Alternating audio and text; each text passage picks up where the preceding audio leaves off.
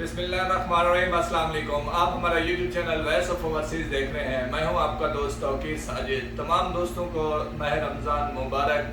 दोस्तों, एक ज़रूरी मालूमात आप दोस्तों तक शेयर करनी थी कि मक्का मुकर्रमा में दाखिली रास्ते पर चेक पोस्टें बना दी गई हैं और जो भी उम्रा करने जाएंगे उसका परमिट चेक किया जाएगा। यहाँ से आप जाते हुए पहले अपना परमिट इंस्टॉल करें, अपना परमिट जारी कराएं, क्योंकि परमिट अभी इशू हो रहे हैं, किसी किस्म का कोई इशू नहीं है।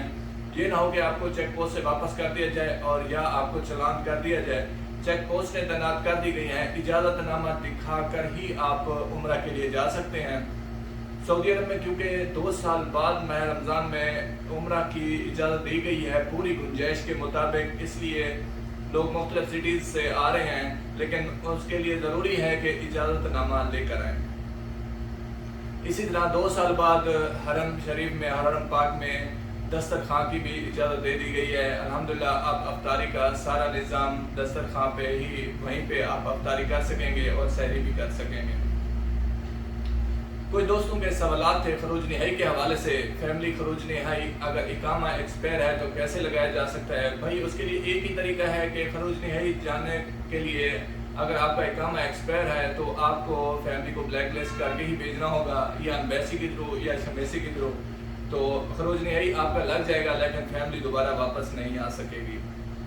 कोई दोस्तों ने सवाल किया है कि इकामा एक्सपायर है और इनका खरूज निहाई कैसे एम्बेसी से लगेगा? अभी तो माह रमज़ान में बंद किया हुआ है एम्बेसी ने। जो ही खरूज निहाई ओपन होंगे, इसके लिए ज़रूरी शर्त है कि कंपनी या मुसस्सा जो है आपका रेड होना ज़रूरी है, और साय खास और आमिल मंजरी जो हैं ये लाजमी है कि वो कफील से रब्ता करें, उनके बगैर आपका खरूज नहीं ले सकता।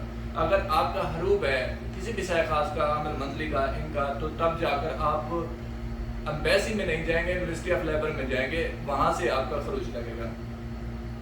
और कोई दोस्तों ने सवाल किया है कि खरूज पर जाने वाले जिनका इकामा में इंतहाई है या हरूब वाले हैं, क्या वापस आ सकते हैं?